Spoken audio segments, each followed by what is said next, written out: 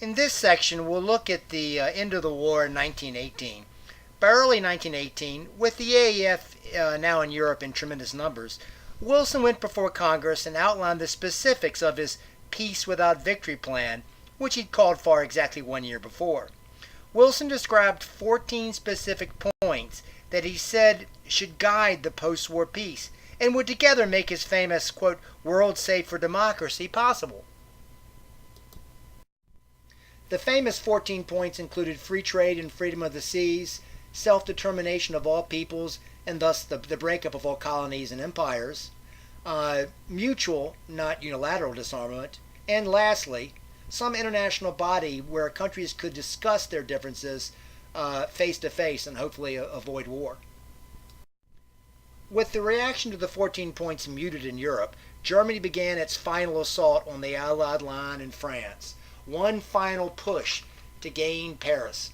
This battle became known as the Second Battle of the Marne in mid-July 1918.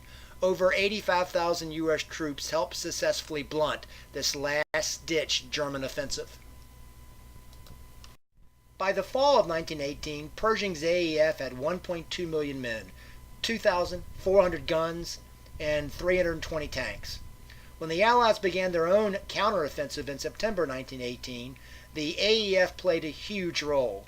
In the so-called Meuse-Argonne offensive in the fall of 1918, the AEF lost over 25,000 dead with 100,000 wounded. And the offensive was the principal engagement of the AEF during the war. The Meuse-Argonne offensive was successful by early November 1918 and had broken the famous German trench lines. The Americans had even taken over 16,000 German prisoners. The Allies were preparing to launch a new offensive into Germany itself.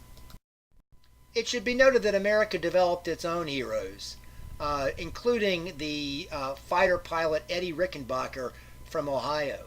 A one-time race car driver, which itself was a new profession, Rickenbacker shot down 26 planes.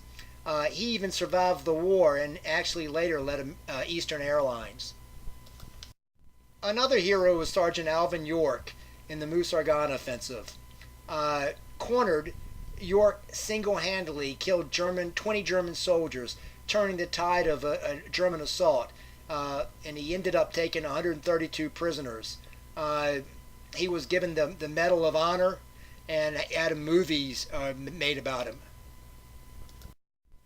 Given that the Meuse-Argonne offensive was successful, and it appeared the Allies would soon be, pouring by the thousands into Germany itself, German General Erich Ludendorff, one of the highest German officers, informed the civilian leadership that an armistice was needed. The new German Chancellor, Prince Max, appealed to Wilson for peace based on his 14 points, which was an obvious position, and that it proposed a fair and unbalanced treatment of the loser. Wilson informed Prince Max that he would push the 14 points in any subsequent treaty if Germany agreed to withdraw from its remaining occupied lands and form a true republic. When the Allies agreed to this, with the idea that there might be several reservations, including reparations, the pressure built on the King of Germany, the Kaiser Wilhelm II. The Kaiser finally abdicated on November 8, 1918, and fled to Holland, which had remained a neutral country. Allied representatives then met in a railroad car outside Paris to sign the armistice, which called for the guns to go silent at 11 a.m. on November 11, 1918, the 11th hour of the 11th day of 1918, as the saying went. World War I was officially over. The total deaths were staggering. Americans tended to exaggerate their contribution. The Americans lost just over 112,000 dead, compared with 900,000 British, 1.4 million French, and 1.7 million Russians.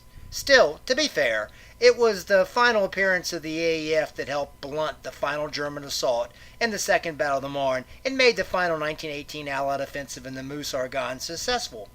The Americans didn't suffer as much as the other Allies, but then their presence still shifted the tide of war in the nick of time. This concludes the section on the end of World War I.